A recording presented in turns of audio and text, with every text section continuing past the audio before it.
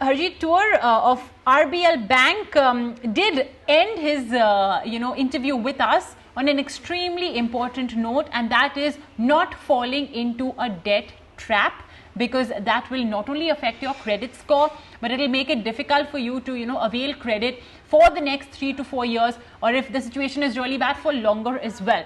So we'll take this conversation forward with Aparna Ramchandra, director at rectifycredit.com. Aparna, great to have you back with us on the Money Show today. I hope you and your family are doing well. So Aparna, let's start off first with this entire debt trap thing. Now, what's happened is that pre-COVID, things were obviously different. Many people had big plans on how they'll perhaps buy a house, they'll buy a car, or they will attain some or the other financial goal, but they thought they'll do it with the help of a loan, because they have a job, they have their businesses which is doing very well, and they'll be able to service the debt with that. However, fast forward 3 months later and the situation is now very different. We are looking at perhaps lower disposable incomes. Our goals as well would perhaps have to be trimmed down proportionately. So Aparna, to start off with, what's your advice to all of our viewers on that front? Hi, it's a pleasure to come back again. I think there is a lot of negativity, there's a lot of fear, there's a lot of sense of having lost something really majorly in life. But I would like to look at it a little differently.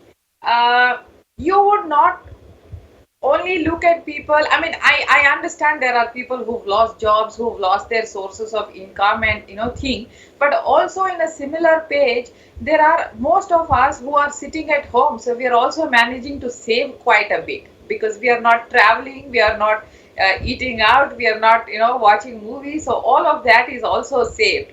So my advice would be, if you are genuinely hit by a cash flow situations, like say a pay cut, or if you're a self-employed person, you are not able to continue with your business, is where you should be looking at the moratorium that the RBI has given. Otherwise, continue to repay your loans. Don't ask for that moratorium. And the extra money that you are saving, my advice would be to go pay up. I mean, try and see if you can pre-close certain loans of yours. If there are smaller personal loans, smaller auto loans still pending, I would advise to go up and pay back those loans, because A, you will be debt free. B, today when you go back as a new borrower, the rate of interest have fallen, so you will get the advantage of that scenario as well.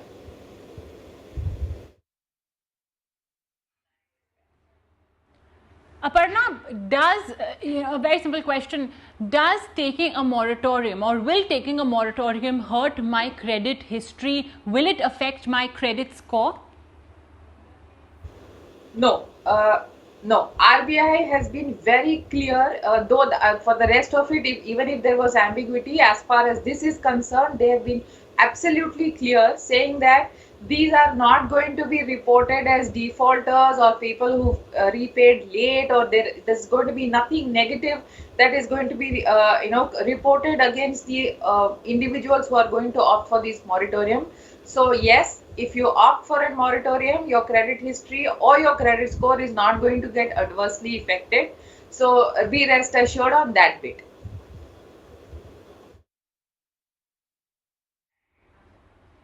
But Aparna, the fact is that when I am opting for a moratorium, the banker knows that, okay, look, what, she may be facing some sort of a cash crunch. Either she's lost her job or whatever it is, basically. She is facing some sort of a cash crunch. So it goes into their system of sorts. So tomorrow, when, let's say, I need a loan with my bank or with any other bank, don't you think there will still be some sort of hesitation on their part that, maybe they'll ask me for extra documentation? If that's the case, then, okay, fine. Maybe you have to provide that extra documentation. But the problem will come when they'll actually have to disperse the loan. Do you think there'll be hesitation over there?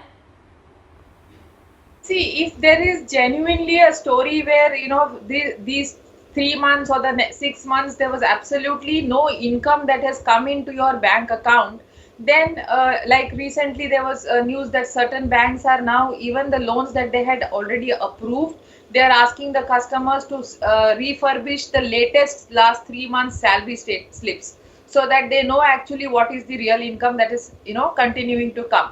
So to answer your question, if for the period of 6 months, I mean, I'm talking about 6 months because the first 3-month moratorium and then the subsequent 3-month moratorium. If 6 months there has been zero income, there's been nothing that is deposited in your bank account, the banker is going to ask you why. But he cannot hold it against you for having taken a moratorium on the existing loan. He can take a stand before he gives you a new loan, because he might look at you as someone who's little risky. But if subsequently, if all is well, then everything ends well. But the fact of the matter is, the borrowers who have opted for moratorium, no banker can hold it against them that, because you opted for a moratorium, we are not going to give you the loan. Yes, what can happen is, after these 6 months of moratorium, people who have opted because they have had cash flow issues. So if this spills over and this continues in the 7th or the 8th month and they are not able to pay, they are not able to continue to service this loan, then we are looking at a bigger crisis.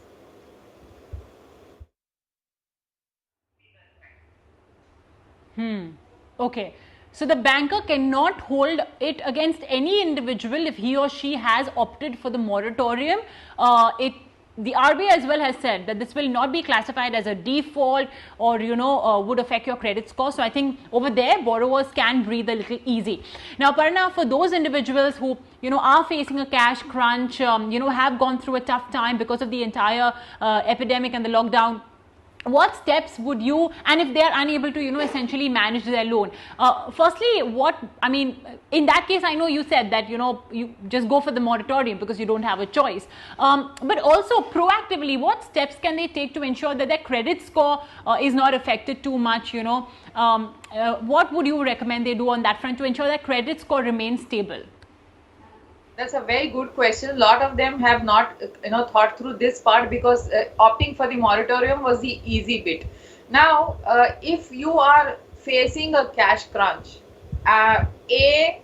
you've opted for the moratorium, but then subsequently, if you've not opted for the moratorium for whatever XYZ reasons, but you are facing a cash flow kind of a situation, my take would be, or my advice would be, first go talk to your lender. Tell them what the real truth is, so that they can look at reworking your EMIs. They can maybe increase the tenure, or say give you like a 6 month where the EMIs can be little less, where you maybe pay only the interest part, don't pay the principal part, then subsequently go back. So there are a lot of options available for the lender to rework on your EMI. The second thing is, if it is a credit card, especially a credit card, I'm sticking my neck out to say this, the credit card outstandings are charged anywhere between 2.5% to 4% per month, which is compounded. So if you are going to be paying only the minimum amount, there is a large amount which is not paid, the interest is going to be calculated on that bit. So my advice would be, minimum to please pay, but see if you can stretch a bit and pay a little more than the minimum. Whatever maximum that you can pay, please pay, because then the component that is available for them to charge an interest will be relatively lower. So credit cards, pay your credit card bills as much as you can.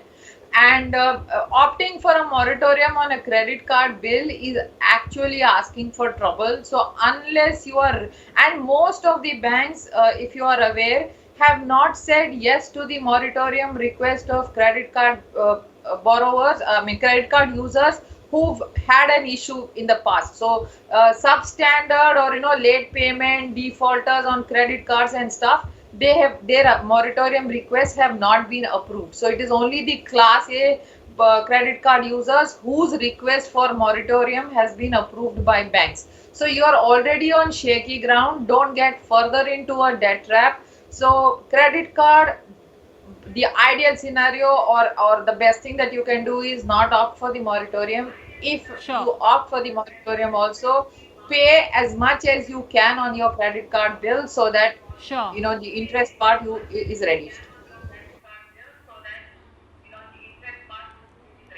Okay, limited amount, so priority should be pay credit card bills first and the rest can follow. Aparna, really great having you with us today on ET Now. Thanks so much for all of your valuable input, and I hope our viewers really put that into use and put that to practice. With that, we're out of time, so we'll wrap it up on The Money Show. Thanks for watching.